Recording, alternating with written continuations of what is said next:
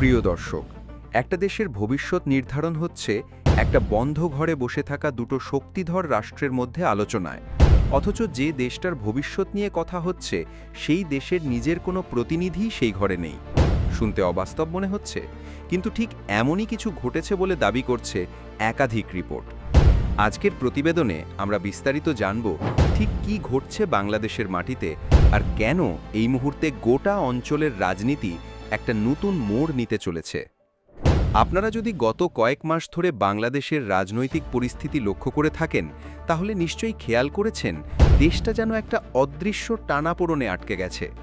একদিকে ভারত, অন্যদিকে আমেরিকা, আর মাঝখানে দাঁড়িয়ে বাংলাদেশ সরকার, যাদের হাতে ক্রমশ বিকল্প কমে আসছে। এই সংকট থেকে বেরোনোর জন্য বাংলাদেশ একসময় চীনের দিকে তাকিয়েছিল, কিন্তু রিপোর্ট বলছে সেখানেও ফল প্রায় শূন্য। কারণ ইতিমধ্যেই একাধিক সূত্রের দাবি অনুযায়ী ভারত আর আমেরিকার মধ্যে বাংলাদেশকে ঘিরে একটা সমঝোতা প্রক্রিয়া চলছে, আর সেটাও নাকি খোদ বাংলাদেশের মাটিতে বসেই।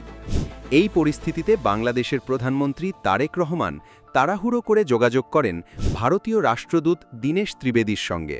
কেন এই তাড়াহুড়ো? এর পেছনে আছে একটা বড় কারণ।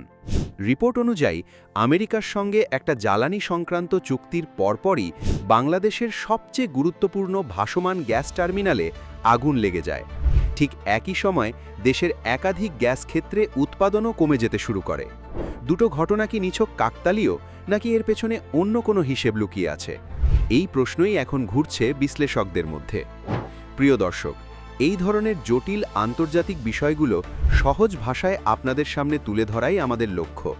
যদি এই তথ্যগুলো আপনার কাছে গুরুত্বপূর্ণ মনে হয়, তাহলে ভিডিওটি লাইক করে আমাদের পাশে থাকুন। এই জ্বালানি সংকট থেকে বাঁচতে বাংলাদেশ এখন ভারতের কাছে পাইপলাইনের মাধ্যমে বাড়তি ডিজেল সরবরাহের অনুরোধ জানাচ্ছে। মজার বিষয় হলো, এই একই পাইপলাইনকে একসময় আক্রমণাত্মক ভাষায় বর্ণনা করা হয়েছিল। বলা হয়েছিল এটা নাকি ভারতের আধিপত্য বিস্তারের একটা কৌশল। অথচ আজ সংকটের মুহূর্তে সেই একই পাইপলাইনই হয়ে উঠেছে বাংলাদেশের ভরসার জায়গা। পরিস্থিতি কতটা পাল্টে যেতে পারে তার একটা স্পষ্ট উদাহরণ এটা। কিন্তু আসল টুইস্ট এখানেই শেষ নয়। কিছুদিন আগে বাংলাদেশ সরকারকে সম্পূর্ণ সাইডলাইনে রেখে বাংলাদেশের মাটিতেই আমেরিকা আর ভারতের রাষ্ট্রদূতের মধ্যে একটা গোপন বৈঠক অনুষ্ঠিত হয় বলে দাবি করা হচ্ছে। এই বৈঠকের পরই গুঞ্জন ছড়িয়ে পড়ে বাংলাদেশের ভবিষ্যৎ সম্পর্কে সিদ্ধান্ত নাকি নেওয়া হচ্ছে দিল্লি আর ওয়াশিংটনের মধ্যেকার সমঝোতার ভিত্তিতে। ঘটনার সূত্রপাত আরও স্পষ্ট হয় যখন মার্কিন বিশেষ দূত সার্জিও গোর বাংলাদেশ সফরে গিয়ে বিদেশমন্ত্রী খলিলুর রহমানের সঙ্গে বৈঠক করেন।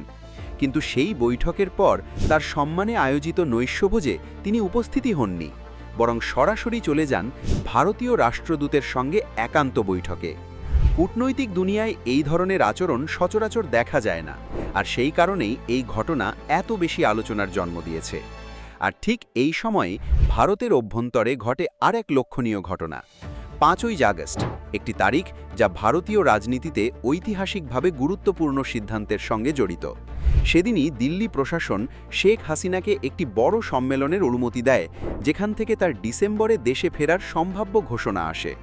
বিশ্লেষকদের একাংশের মতে এটা তারেক রহমান সরকারের প্রতি একটা স্পষ্ট বার্তা হতে পারে।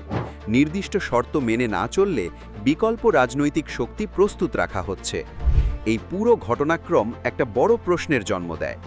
বাংলাদেশ সংকট কি আসলে শুধুই অভ্যন্তরীণ রাজনৈতিক অস্থিরতা, নাকি এটা ভারত আর আমেরিকার মধ্যে একটা বৃহত্তর ভূ রাজনৈতিক দাবার চাল, যেখানে বাংলাদেশ কেবল একটা গুরুত্বপূর্ণ খুঁটি? তবে এখানে একটা বিষয় স্পষ্ট করে রাখা প্রয়োজন। এই বিশ্লেষণের অনেকটাই এখনও সূত্র নির্ভর ও অনুমান ভিত্তিক, সরকারিভাবে সম্পূর্ণ নিশ্চিত নয়। তারপরেও প্রশ্ন থেকে যায়, ডিসেম্বরের আগেই কি বড় কোনো রাজনৈতিক পটপরিবর্তনের সাক্ষী হতে চলেছি আমরা? বর্তমান বিএনপি সরকার কি শেষ পর্যন্ত এই আন্তর্জাতিক চাপ সামলে টিকে থাকতে পারবে, নাকি নতুন কোনো সমীকরণ তৈরি হতে চলেছে? আপনাদের কি মনে হয় এই পুরো পরিস্থিতি নিয়ে?